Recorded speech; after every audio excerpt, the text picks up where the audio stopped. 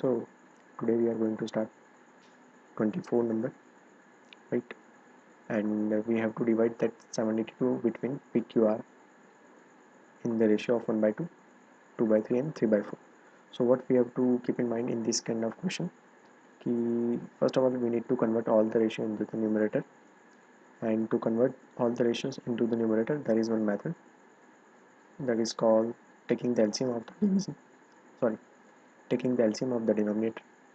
And by taking the LCM of the denominator 2, 3 and 4 you get the value 12. So what we can do, we can multiply all the ratio with the 12. So 1 by 2 into 12, ratio 2 by 3 into 12, into 12, ratio 3 by 4 into 12. So it will become 6 ratio 8 ratio 9. 6, 4 to the 8 and 9, 3 to the 9. So now our question starts from here. If you want to find out the P share, and what is the method? The method is that write the total amount into 6 upon the addition of these 3, and the addition of these 3 gives us 23, right? So I think so it will be divisible by 23. 23 3s are 69, and after 69 92 4s are, so 34 6 is 204 rupees. So on the other hand, if you want to find out the Q share, that is nothing but 782 into 8 upon 23. So if we divide this, we again get 34, and 34 8s are, I think so, 3272 rupees. And for the R's sharing, 782 into 9 upon 23, and it divides, so we get 34 9s, and 34 9s is nothing but 306 rupees. So these three are the answers for this question, right? Now this one is somewhat interesting question. ये थोड़ा सा interesting question है. क्यों? 5100 rupees सबके बीच में बांटना है. The condition is that A gets 2/3 of what B gets. So A gets 2/3 of B gets. So यहाँ पे A upon B indirectly given है 2/3. अगर हम B को डिनोमिनेटर में ले आते हैं, so B gets और ऐसे जो वर्ड्स होते हैं यहाँ पे, उसका मीनिंग कहीं ना कहीं पे इक्वल टू की तरह हो रहा है. So B gets 1/4 of C. Of का मीनिंग मल्टीप्लीकेशन ही होता है. So B upon C we get 1/4. हमारे पास A अपॉन B का रेशियो आ गया as well as B upon C का रेशियो आ गया, and we need to find the respective shares. तो चैप्टर के स्टार्टिंग में हमने ऐसा देखा हुआ था कि A ratio B ratio C, तो वो हम कैसे फाइंड कर सकते हैं? A ratio B ratio C find करने के लिए एक चीज़ आपको समझनी होगी कि दोनों जगह पे अगर B की वैल्यू इक्वल आ जाएगी तो फिर हम डायरेक्टली लिख सकते हैं A ratio B ratio C. तो B की वैल्यू इक्वल लाने के लिए यहाँ पे ऑलरेडी 3 है, यहाँ पे 1 था तो 3 से हमने मल्टीप्लाई किया एंड डिवाइड किया. So it becomes 3/12 B ratio C. सो अब जाके A ratio B ratio C जो हो गया है वो क्या हो जाएगा 2. यहाँ से 3 तो दोनों में कॉमन है तो उसकी वैल्यू 3, थर्ड वन इज 12. अब जाके हम बता सकते हैं कि A ratio B ratio C की वैल्यू 2 रेशियो 3 रेशियो 12 आ गई. अब A का शेयरिंग मुझे फाइंड करना है, राइट? तो total amount into 2 divide by the addition of these 3, and that is 17. तो अगर ये कट होगा 17 3 सो ए का जो शेयरिंग है ना वो 600 रुपीज़ आ गया. उसी तरीके से बी का जो शेयरिंग है वो हमें फाइंड करना है. सो 5100 इंटू 3 अपॉन टोटल है 17, कट होगा तो ये तो 300 ही आएगा ऑलवेज तीनों केस में। वो वन टाइम इन्वेस्टमेंट है, एक ही बार आपको फाइंड करना होता है, फिर कंटिन्यू फिर हमें वही वैल्यू रिपीट करते रहना होता है।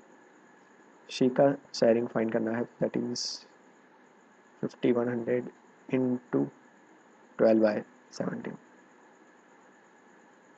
सो ये कट होकर 300 आ जाएगा एंड 3600 रुपीज़। तो इजी क्वेश्चन है, बट क्या हो रहा है कि एक एक स्टेप अप जा रहे हैं। लास्ट वाले क्वेश्चन में रेशियो ऑलरेडी गिवन था, A ratio B ratio C, right.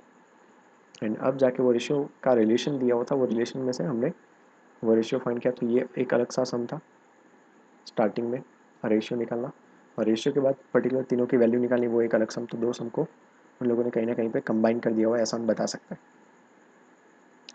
Question number 26, 8300 rupees को तीन लोगों के बीच में बांटना है। Condition is that 4 times the A share, 5 times the B share and 7 times C share may all be equal. तो ये तीनों इक्वल होंगे, तो 4A equal to 5B equal to 7C, ये तीनों इक्वल है, वो ऑलरेडी गिवन है। तो इस टाइप के सम में हमने बोला था कि इक्वल टू के एज्यूम करो, तो 4A इक्वल टू के, 5B इक्वल टू के एंड 7C इक्वल टू के। तो तीनों को वैल्यू के साथ कंपेयर करने के बाद वी गेट ए की वैल्यू k/4, बी की value k/5 and the value of C is k/7। तो यहाँ से अगर A ratio B ratio C मुझे फाइंड करना है, इसमें और एक लेवल अप आया। कैसे? यहाँ पे रेशियो दे तो दिया हुआ है हमें, राइट, बट वो रेशियो में A ratio B ratio C upon में आ गया। तो पहले तो इनडायरेक्टली दिया हुआ था, उसमें से हमने रेशियो बनाया, और रेशियो में अपॉन में आ गया। तो स्टार्टिंग के आज का फर्स्ट सम, यहाँ पे हमने एलसीएम लिया था, तो we need to take the LCM of 4, 5 and 7।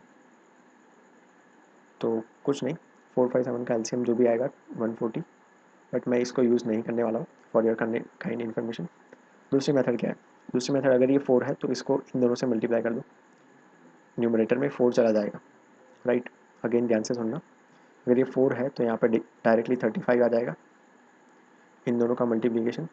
अब यहाँ पे 5 है तो वहाँ पे बाकी के दोनों का मल्टीप्लिकेशन आ जाएगा, दैट इज़ 28, और यहाँ पे 7 है तो अदर 2 का मल्टीप्लिकेशन, दैट इज़ 20। तो डायरेक्टली हम इस तरीके से वो नंबर्स फाइंड कर सकते हैं। अब जाके ए का जो शेयरिंग है वो कैसे हम फाइंड कर सकते हैं? सिंपली अभी तक जो करते आए हैं, 8300 इंटू 35 अपॉन इन तीनों का टोटल, आई थिंक सो 83 होता है, क्योंकि अगले वाले सम में ही आके गया था ये। तो ये दोनों कट होके we get 100 over here and simply the answer is 3500 rupees. B के शेयरिंग के बारे में अगर हम डिस्कस करेंगे, B sharing, so that is 8300 into 28 upon 83। सो ये तो 100 ही आने वाला है ऑलवेज। तो ये सम कंपैरेटिवली कैलकुलेशन वाइज थोड़ा सा इजी हो गया then other sum. C sharing 8300 into 20 upon 83, that is 2000 rupees. So इस तरीके से हम तीनों फाइंड कर सकते हैं। थोड़ा बहुत वेरिएशंस वो लोग ऐड कर रहे हैं हर एक सम के अंदर, राइट। तो वेरिएशंस को थोड़ा आपको समझना होगा कि कैसे कैसे कैसे हम जा रहे हैं। द सम और sum of money is divided between A and B in the ratio of 6/11 if the B share is 7315, find the A share in total money. तो दोनों क्वेश्चन बहुत ही ईजी है, देख लेते हैं कैसे बनते हैं क्वेश्चन। सॉल्यूशन यहाँ से हम स्टार्ट करेंगे। एक ए का शेयर है, उसको मैं ऐसा लिख सकता हूँ कि अगर उसका 6/7 के रेशियो में, 6/11 के रेशियो में, तो ए का जो शेयरिंग है उन दोनों में कोई कॉमन पार्ट कैंसिल हो गया होगा रेशियो लेते time.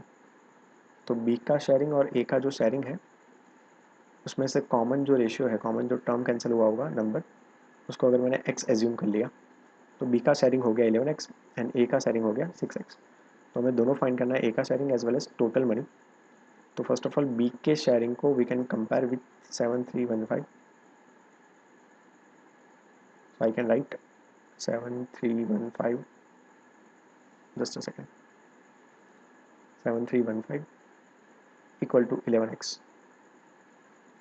So x equal to 7315 upon 11, and this division, 11 6 are 66, and 71 again 66,